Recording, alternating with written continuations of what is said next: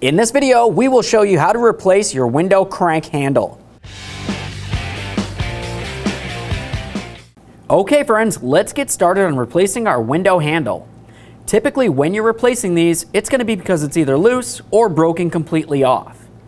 To remove this, it's going to take a little bit of brute force. You want to be extremely careful not to hurt yourself, but what we want to do is push on the handle a little bit like this, and then grab on here and start gently pulling it off.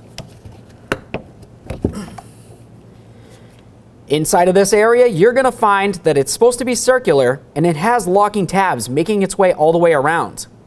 Okay friends, it's time to install our brand new window crank handle. Let's have a look from the back side. You can see exactly where the rod is supposed to go into. You can also see that there is those slots that I was mentioning that's supposed to be there on the original handle. Let's take this and put it in position.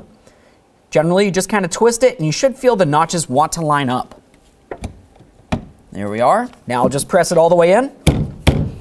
Give it a tug to make sure it's completely secure, and then test its functionality. Perfect.